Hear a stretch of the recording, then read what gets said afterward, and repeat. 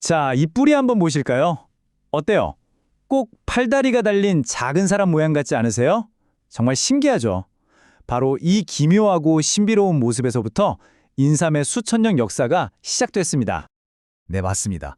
오늘 우리가 파헤쳐볼 건 바로 이 인삼이에요. 그 뿌리 모양만큼이나 정말 깊고 또 다채로운 이야기를 품고 있는 식물이죠. 그 비밀을 한번 들여다볼까 합니다. 자, 그럼 본격적으로 시작해 볼까요? 인삼의 학명이 파낙스 진생이거든요. 여기서 이 파낙스라는 말이 그리스어로 모든 걸 치료한다는 뜻이래요. 와, 그러니까 이름 자체에 나 만병통치약이야 하는 뭐랄까 엄청난 기대감이 팍팍 담겨 있었던 거죠. 자, 오늘 우리가 함께 떠나볼 여정은 이렇습니다. 먼저 인삼을 둘러싼 아주 뜨거웠던 의학 논쟁부터 시작해서요. 황제들이 사랑했던 전설 같은 이야기들, 그리고 이게 어떻게 홍삼으로 거듭났는지, 마지막으로 현대과학의 실험실에서는 인삼을 어떻게 보고 있는지까지 정말 흥미진진하겠죠? 같이 한번 쭉 따라가 보시죠. 자, 첫 번째 이야기, 바로 뜨거운 논쟁입니다. 인삼의 본질을 두고 정말 수세기 동안 의학자들을 팽팽하게 맞서게 했던 단 하나의 질문이 있었어요. 그게 뭐냐? 바로 인삼은 과연 뜨거운 약인가 차가운 약인가 하는 거였죠. 일단 이걸 이해하려면 한의학의 기본 원리를 알아야 하는데요. 모든 약재에는 고유한 성질, 그러니까 기라는 게 있다고 봐요. 아주 간단해요. 몸에 열이 많은 사람에겐 차가운 성질의 약을 쓰고 반대로 몸이 찬 사람에겐 따뜻한 약을 쓰는 거죠. 이게 바로 약효를 결정하는 가장 핵심적인 열쇠라고 할 수 있습니다. 그런데 말이죠. 바로 이 지점에서 의학 역사를 뒤흔든 거대한 논쟁이 터집니다. 제일 오래된 약학서인 신농본초경에서는 분명 인삼을 약간 차갑다고 했거든요. 그런데 수백 년 뒤에 나온 명나라의 본초강목에서 이걸 아니다, 따뜻하다라고 그냥 180도 뒤집어 버린 거예요. 이게 그냥 뭐 해석이 좀 다른 수준이 아니라 약의 근본 자체를 흔들어 버리는 엄청난 사건이었던 거죠. 이 논쟁이 얼마나 심각했는지 18세기 의학자 진수원의 이 한마디를 보면 딱 감이 옵니다. 이분이 본초강목이 인삼의 성질을 완전히 왜곡했다면서 이런 책은 싹 다 불태워버려야 돼. 그래야 비로소 진짜 의학을 얘기할 수 있다. 이렇게까지 외쳤다니까요. 정말 대단하죠? 자, 그럼 이제 이 딱딱한 논쟁은 잠시 접어두고 인삼을 약초의 왕좌에 앉힌 아주 매혹적인 전설들 속으로 한번 들어가 볼까요?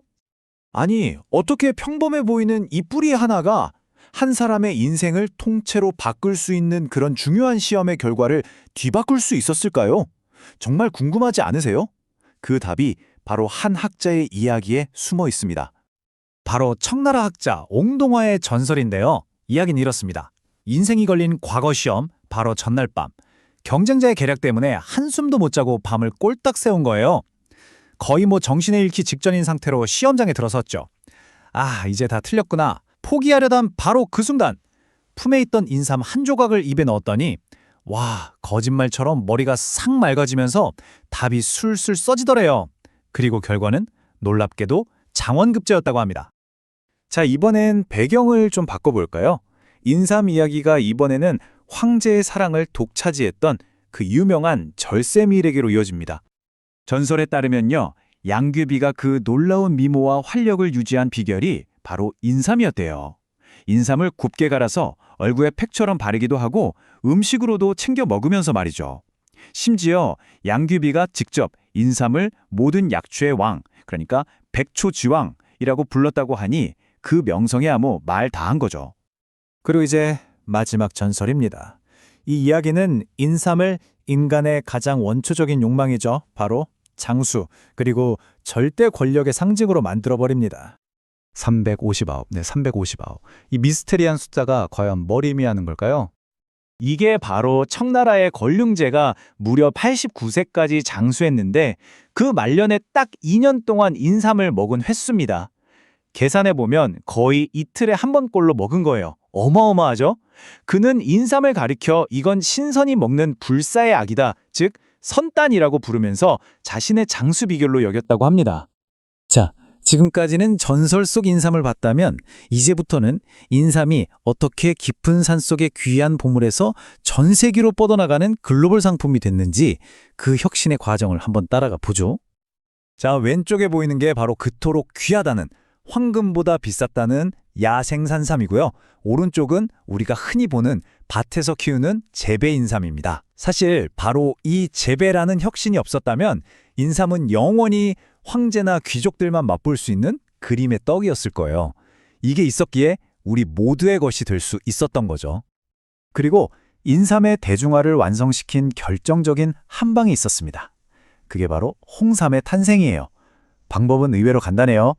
갓 캔 생인삼을 수증기로 찌고 말리고 이 단순한 과정 하나로 금방 썩어서 유통이 어려웠던 인삼이 몇 년이고 보관할 수 있는 완벽한 상품으로 재탄생한 겁니다.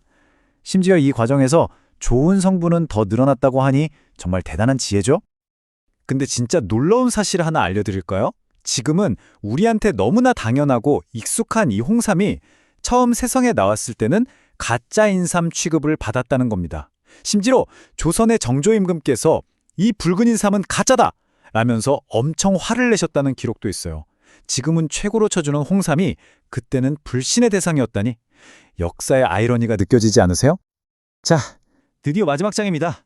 이제 신화와 전설의 옷을 벗고 아주 차가운 현대과학의 현미경, 그리고 냉정한 시장의 눈으로 인삼을 한번 들여다볼 시간입니다. 요즘 과학자들이 인삼의 효능을 이야기할 때 빼놓지 않는 게 바로 이 진세노사이드라는 성분입니다. 이게 인삼에만 들어있는 아주 특별한 사포닌인데요. 예를 들면 RG1이라는 성분은 피로 회복을 돕고 RB1은 마음을 안정시키는 데 도움을 준다고 알려져 있어요. 그래서 요즘 소비자들은 예전처럼 그냥 사포닌이 많더라가 아니라 그래서 RG1, RB1 함량이 얼만데 이렇게 구체적인 수치를 따져보고 제품을 고르는 시대가 된 거죠. 그런데 말이죠. 여기서 정말 생각지도 못한 현실을 마주하게 됩니다. 전 세계가 이렇게 주목하는 인삼인데 정작 그 원조라고 할 수 있는 한국에서는요. 여기 보시는 것처럼 소비가 오히려 똑똑 떨어지고 있다는 거예요. 불과 3년 만에 소비량이 20% 넘게 확 줄어버렸어요. 아니 대체 왜 이런 일이 벌어지는 걸까요? 전문가들은 한마디로 경쟁 때문이라고 말합니다. 요즘 건강기능식품 시장을 보세요. 비타민은 기본이고 흑마늘, 산수유, 더 저렴하면서도 효과 좋다는 대안들이 너무 많아진 거죠. 이제는 인삼이라는 그 수천 년의 명성 하나만 가지고는 이 냉정한 시장에서 살아남기가 쉽지 않게 된 겁니다. 한때는 만병통치약이었고 또 한때는 황제의 불로초였죠. 그리고 지금은 과학의 분석 대상이자 치열한 시장의 경쟁자가 됐습니다. 인삼의 이야기는 이렇게 시대와 함께 계속해서 그 모습을 바꿔왔어요. 그렇다면 과연 이 신비로운 뿌리의 다음 챕터는 어떻게 쓰이게 될까요? 그 미래는 어쩌면 바로 이 이야기를 듣고 있는 우리들의 선택에 달려있는 건 아닐까요?